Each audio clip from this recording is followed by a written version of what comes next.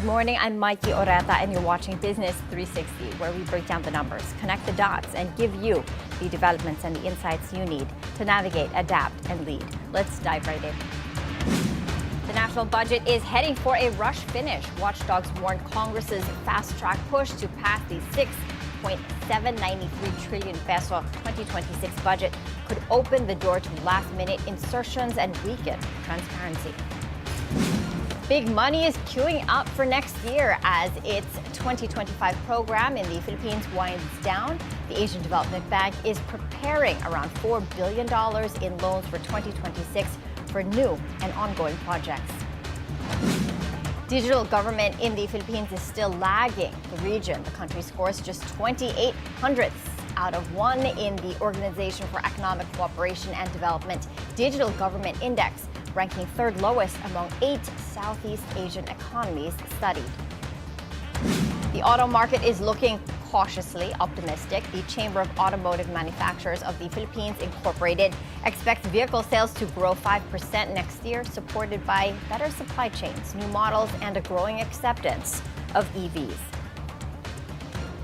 Under intense public scrutiny, the bicameral conference committee live streams budget talks for the first time. Watchdogs warned that Congress's rush to finalize the 6.7 trillion 2026 budget could still undercut transparency and accountability. Lawmakers began bicameral deliberations over the weekend, but analysts say tight timelines limit debates. Raising concerns that speed may come at the expense of oversight.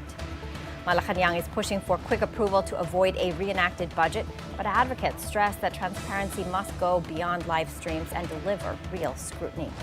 Infrastructure spending is up under the microscope, with the Department of Public Works and Highways Secretary Vince Dizon asking Congress to restore around 45 billion pesos in budget cuts to reflect updated construction costs. Bicam hearings resume today at 4 p.m., with lawmakers targeting final approval this week, ratification on December 22nd, and presidential signing by December 29. Now, after lawmakers slashed the Department of Public Works and Highways budget over overpricing concerns, Public Works Secretary Vince Dizon moves to restore funds in bicameral talks, warning that the cuts could slow infrastructure delivery. Dizon says that the cost multiplier-based reductions leave around 10,000 projects underfunded. Lawmakers push back, saying that they trust Dizon, but not local Department of Public Works and Highways district engineering offices, where funds are released directly and corruption risks remain high. Dizon acknowledges public trust is low and leaves the decision to Congress, signaling that the budget cuts may stand.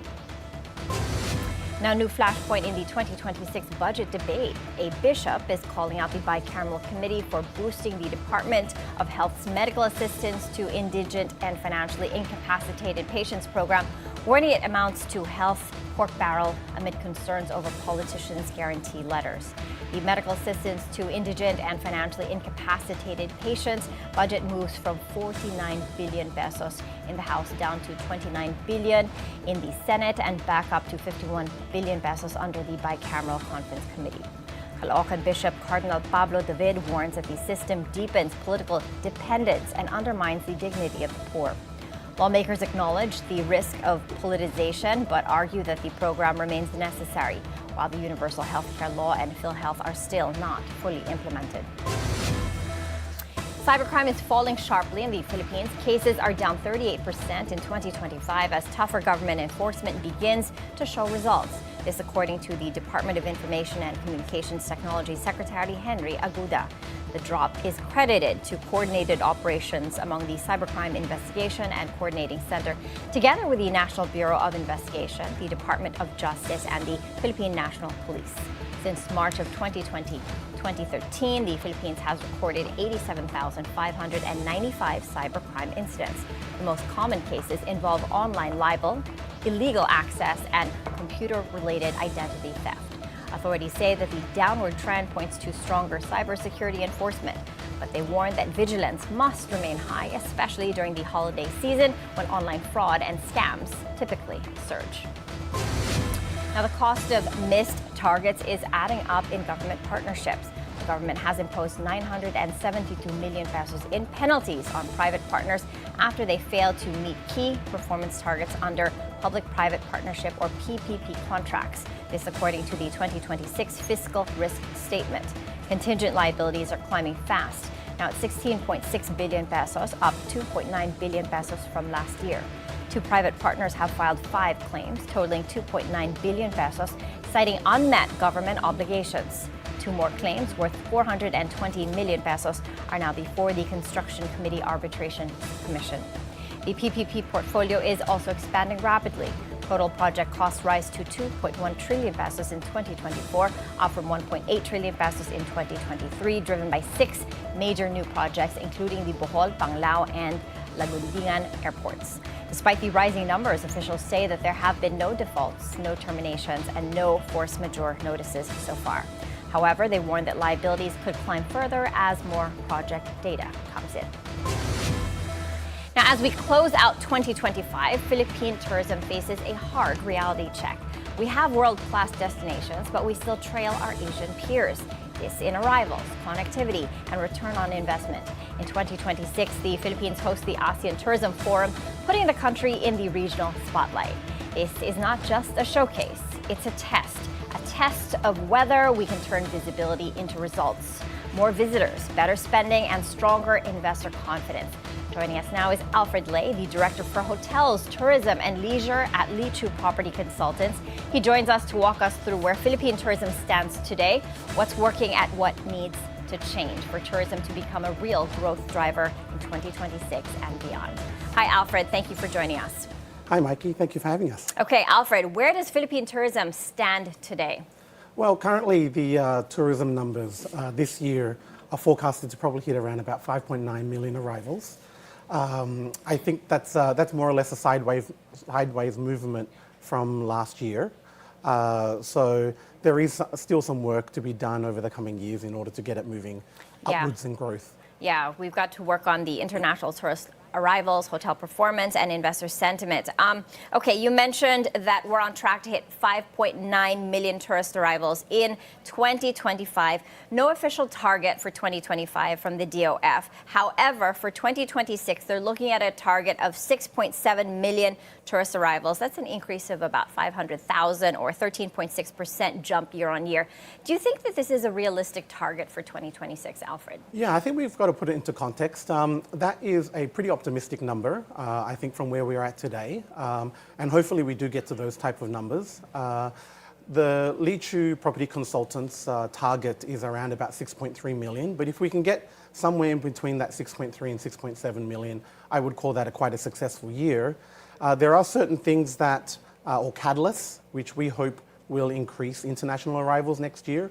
Of course, the government has worked to bring back e-visas for Chinese tourists who, prior to the pandemic, would contribute 1.8 to 2 million international arrivals this year, each year. Yeah. Whilst last year they were only able to bring in 250,000. So reducing some of those barriers hopefully will bring more Chinese tourists next year.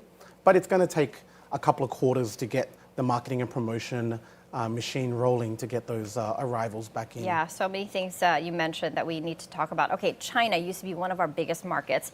Even with the e-visas restored, their arrivals are still below pre-pandemic levels.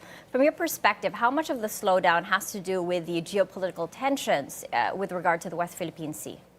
Well, that's always in the mix, okay? But let's not forget that China has geopolitical tensions with many countries around the region, including Korea, Japan, Vietnam, and ourselves, right?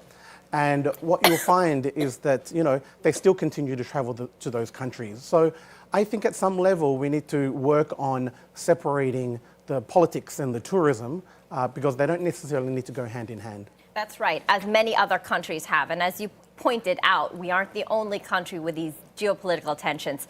I also wanted to ask you, let's talk about the budget. In 2025, the budget of the Department of Tourism was at 100 million pesos in 2025. Does this seem right to you? Yeah, so that 100 million would be the promotions spend, so only in the marketing and promotions of the department. Yeah. Which, when you think about that, that's a very important part. I mean, the slogan is one thing, but I mean, you need to push that marketing overseas, and that's what helps bump up foreign tourist arrivals. How much of a budget do you think the Department of Tourism needs? I mean, at 100 million pesos just for marketing, this is far less than what our neighbors are spending. Absolutely correct. I think it's peanuts, 100 million. You know, in the coming year, I believe the budget has increased to about 1 billion pesos, which is still severely underfunded compared to our regional competitors. If you look at countries like Indonesia, Malaysia, Thailand, they're spending 4, 5, even 6 times more than what we're spending in promotions. And it makes a big difference in attracting more international arrivals. Mm-hmm. When you take a look at what we're doing, you mentioned that tourist arrivals have gone sideways over the past couple of years for the Philippines. What are we not getting right? Well, and you know, to take a nuanced view, I think you need to look at the strategy and the tactics, right? So strategy being long-term. On a long-term basis, we need to reduce the friction and increase our competitiveness around tourism. Friction being, you know, the Philippines is a relatively, and let's be honest about it, a relatively difficult place to get around. Right, you can come via geographically, and we don't have that infrastructure. When you look at our main international airports, we've got Manila, we've got Cebu, and we've got Clark. Yes. But that's about it. So if you want to get to many places in the Philippines, these are the only hubs that you can traverse. And those hubs are being exhausted. You know, NAIA was built for 32 million arrivals. It's currently handling close to 50 million arrivals. Cebu was designed for 12 million arrivals as an airport, and it's at 12 million now. So there's not a lot of additional capacity that we can bring through those 2 main gateways. We need to focus on getting more traffic through places like Clark, Iloilo, and perhaps Davao. And whether you are a foreigner or a local, you really need these less friction when it comes to this, which is why it's so expensive to travel locally in the country, which is why Filipinos opt to go overseas rather than spend that money here. When we take a look at how the economy is doing, you know, we've been hit by corruption probes. It's slowing growth, you know, from now until the next 3 years, people are saying. When you look at our GDP, 4% in the third quarter, you know, that speaks to you because it speaks to you in a sense that our GDP is related to the domestic travel. Can you talk to us about that correlation? And with our growth projected to be slower in the coming years, what's your outlook for domestic travelers? Yeah, absolutely. Well, you know, if you want a projection on domestic travel, you just need to look at GDP growth every year, okay? So historically, over 20, 30 years now, GDP growth has dictated domestic travels, right? Domestic travels, we would account based on the number of room nights stayed, okay? So if GDP falls or reduces from, say, 5 or 6% targets down to 4%, then also our domestic travel numbers will also only grow at between, say, 3 and 4%. And that's a bit of a shame, considering, you know, we have the largest domestic tourism market in the region, okay? And it very much powers the survival and livelihood of the tourism industry. Yeah, when you talk about the tourism industry in the Philippines, how much of it is powered by domestic travelers and how much of it is powered by foreign arrivals? Yeah, so domestic probably takes up, was probably worth about half, 50 to 60% of, you know, all the tourism sort of spend in the country. So it's a very significant number. When it comes to hotel stays, across the board, it's roughly about 70% of our room nights are consumed by domestic travelers. Mm-hmm. This ratio, how does it differ across Southeast Asia? Yeah, definitely. I mean, in other countries where there is a larger proportion of international arrivals, you'll start to see that the domestic tourism is a smaller percentage of the overall pie. Mm-hmm. And so that's why here we need to focus on really growing the international arrivals more, because it has the ability to, you know, add 10, 20, 30, 40%, maybe double over the number of years, whereas you can't double domestic tourism in that short of time span. Yeah, and we have to take into context. You are a foreigner looking at. You may look Filipino, but you're from Australia, but you are of Chinese descent. What can we do in order to get more foreigners like yourself to invest in the Philippines? Not just visit, but invest. Okay. Well, in terms of just investment, well, I think there's some steps we need to take looking at foreign ownership within the tourism space, okay? Giving foreign resources and funds the ability to control their own destiny in this country. That's absolutely one area that I would look at. We've made some good leadways already, or headways, in terms of recently there was a law passed for the 99-year lease that allows certain foreign groups and groups of resources to come, invest, and have tenureship for a long time. But we can perhaps do similar types of incentives and programs for other areas of tourism, whether it be travels and tours, hotel ownership, amongst many other spaces. Okay, let's talk about the supply pipeline when it comes to hotels and leisure assets. Based on your figures from the Hotel Owners Association and Litu Property Consultants, there are 160 hotels planned over the next 5 years. That's 50,000 room keys. It seems pretty bullish. What are your thoughts on this figure, Alfred? Well, that's an actual tracking of the next 5 years, okay? And I think that number is ambitious, but it looks like it's actually going to grow. So the new version of that report will come out in about 2 or 3 months from now. And the early numbers show us that actually there's going to be more hotels being added to the next 5-year pipeline. So we're excited to see more hotels being added to the country. It adds more different products and it expands our exposure across the region. So I think those numbers are great. And I think it's also a strong signifier of private sector and developers. It's a snapshot it's a temperature check. Correct. Now, before we go, I want to ask you about one number. How do you think this administration, particularly the Department of Tourism Secretary Cristina Frasco, is doing on the tourism front in the country? Yeah. How would you rate that, 1 to 10, 10 being the highest? Well, I think, it's we've got to put all of this into context, right? And the Department of Tourism is a promotional arm. We've slashed their budget by a significant amount over the last few years. And so their hands are very much tied. It requires a larger level of coordination across DENR, DILG, DFA, amongst others, right? So it would be unfair to judge tourism based only on what the Department of Tourism has performed or how this administration has gone so far. The other thing I want to mention is that tourism is traditionally a 5, 10, 15-year investment outlook. And so other countries have projected or have got government-wide, country-wide strategies that reach 15 and 20 years. That's something that we would love to see this government do, is to set targets and work backwards in terms of milestones that we need to hit. Okay, tight on time. Alfred Lay, thank you very much for sharing your insights with us. Thank you. We're taking a quick break. Please stay with us as we dive deep into the numbers and the narratives that matter most to your bottom line.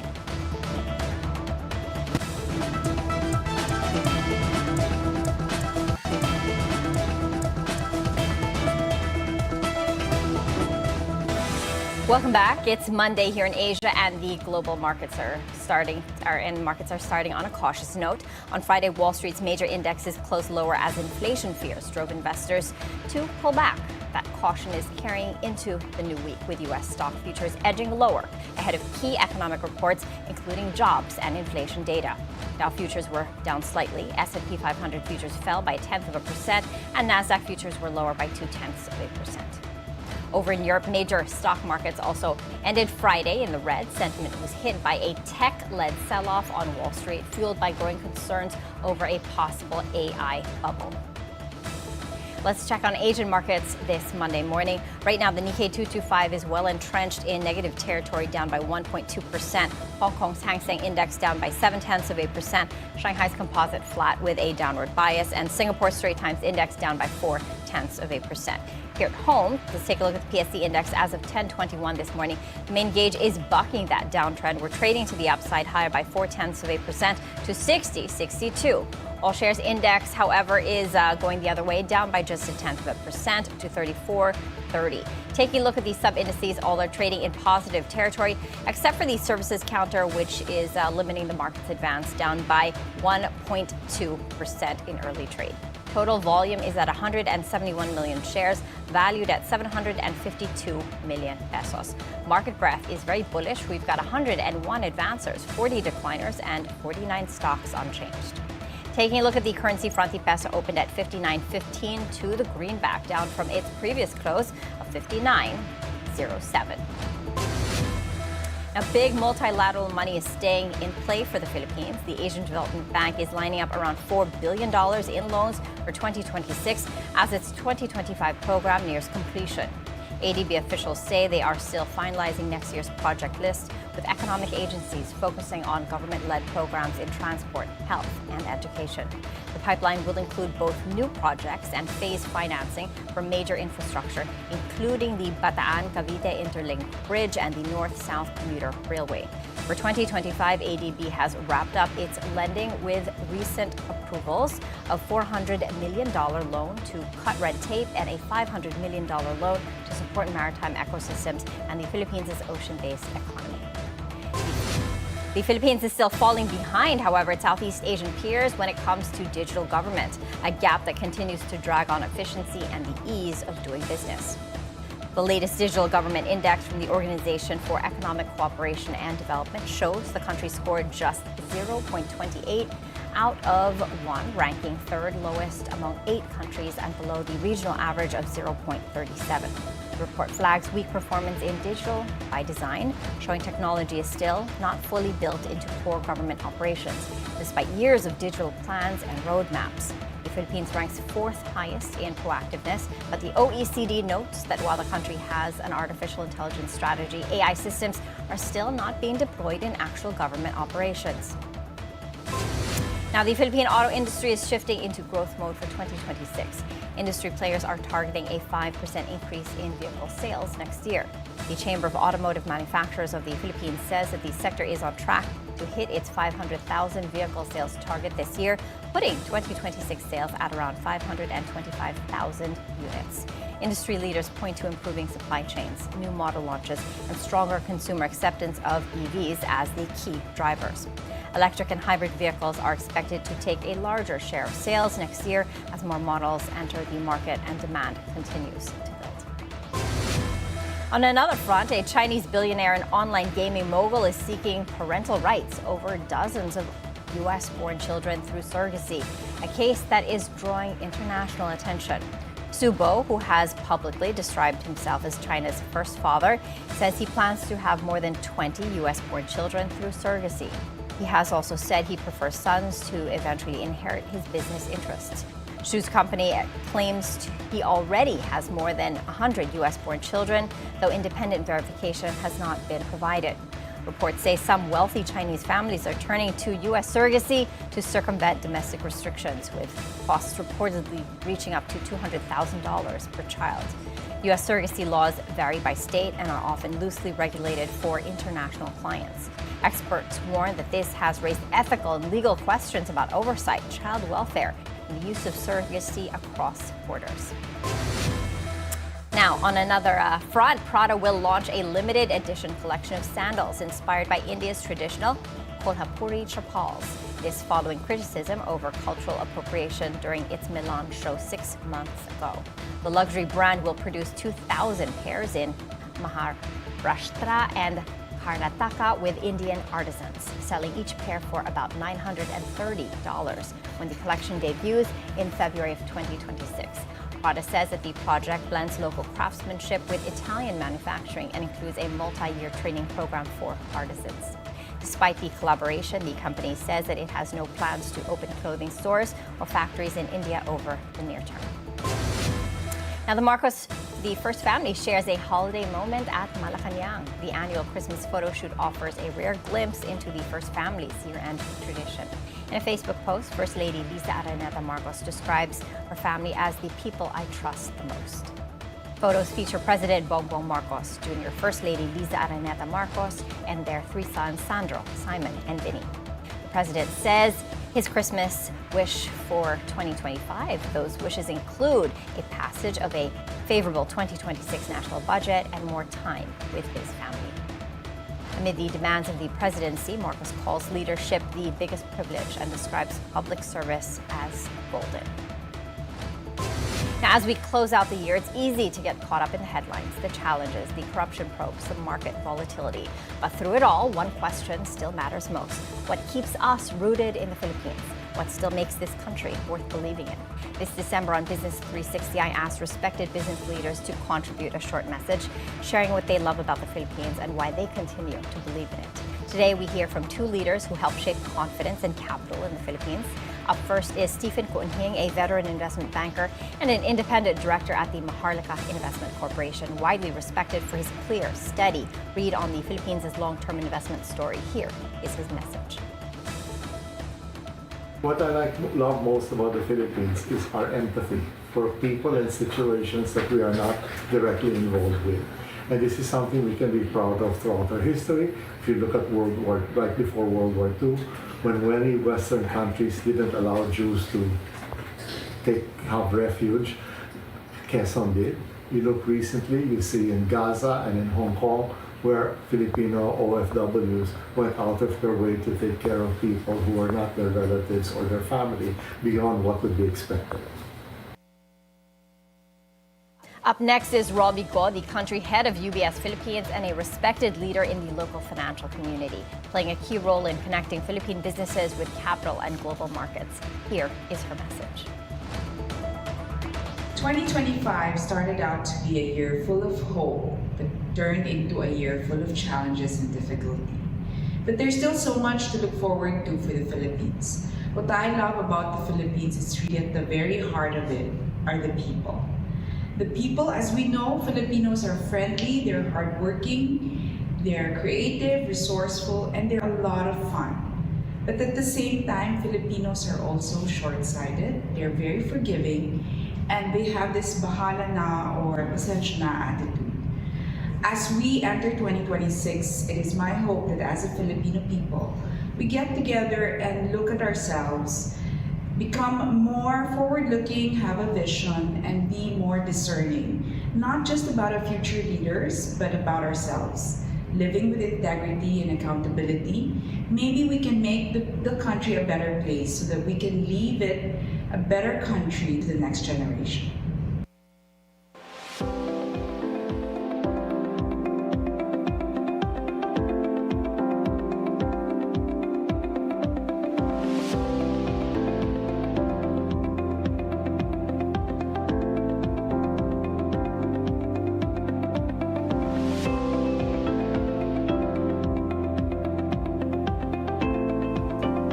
And that's it for Business 360. I'm Maiki Oreta. Thank you for joining us and keep it here on BNC, the Bilyonaryo News Channel.